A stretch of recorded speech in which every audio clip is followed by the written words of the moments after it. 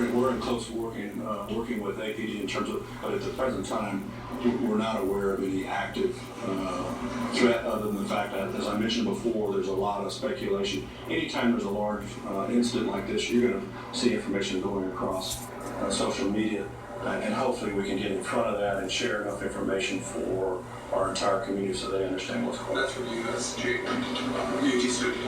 I wanted to ask you really quick about the alert that went out. I guess it went out about 2:14 or so. When some students were telling us about a half hour after the incident happened. I don't know the timing on that. If the subject had not been in custody, would you have used that alert sooner? So one of the things that I just mentioned before, if there is an active ongoing situation on this campus where we have somebody that's causing active harm, and we've responded, but we don't know, then obviously we're going to do other kinds of issues. We're going to put out that emergency notification. We'll use the outdoor warning system. And in this particular case, the individual was taken into custody instantly, basically as soon as the officers were on scene. So you can understand that while people are obviously concerned and sharing information back and forth with each other in terms of what may or may not have happened, the situation was resolved fairly quickly. You guys say that there was a guy with a concealed carry permit who flashed gun suspect. Have you heard that at all, or do you know if that was any role in getting him? I have no information like that. Can you confirm that all the victims were members of fraternities? I cannot. Is there anything that tied the victims together? Did they know each other, or was it strictly random? We absolutely don't know at this time. In other words, I will suggest to you that there was a lot of students walking at that particular time. The fact that the individual actually didn't just attack people that were right there. He walked a little ways and then stabbed another individual and so forth. So there's no reason to believe that they're actually connected. Excuse me, you said this was what race were they?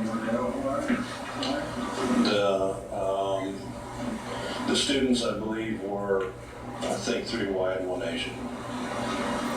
Can you tell us if there was a written alert before this incident happened? We've been told by students that fraternities and sororities were telling each other to not wear their Greek letters and turn shirts inside out.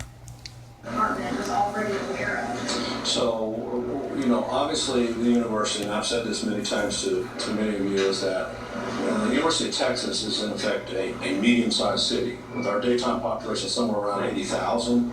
So there's going to be all kinds of issues. We're also a community of folks that are highly engaged in a whole variety of different things. So the issue of vandalism involving fraternities, that was known. To my knowledge, I don't know if there's any specific threats to that community or if that's tied into this particular incident here. I want to stress today, because we got to interview at least 25 people that were actual witnesses, but also look at other folks and friends and family, all those kind of things, to see if we can understand what happened here. So I don't have anything to say for certain that there's a connection. I'm not saying it's not. If the individual that was arrested was connected with any group or anything like that, they claimed responsibility for this incident? That I'm not aware of. In other words, he's basically just been taken into custody. He's obviously going to be interrogated in that process. What information he's providing detectives at this point, both UTPD detectives and APD homicide detectives, I do not know. Do you know his year and major? I don't have that. He is a student, Yes. I don't know how long he's been here. I don't have that right now. Any idea what the banner could mean that was hung on, I think it was all Southern Communications building that said tuition pays for moms? I don't think there's any connection to this particular incident. I don't know what the motivation. There's political banners and flyers that come up from time to time. I'm not sure what that is. Okay, so I need to make a correction. I appreciate everybody's patience on this. For our parent number, this is really important to get. The actual number is 1-866-657-9400. So instead of, I think we said 1-800 before, but it's actually 866-657-9400. And again, that number is for parents and loved ones to call in if they have concerns. Forgive me if I'm witnesses. Did you give an age on it, really, when you passed away or anything else? I believe all the victims were in their either 20 or 21. So given the statement you made earlier about the timing the alert went out, do you think 30 minutes was acceptable?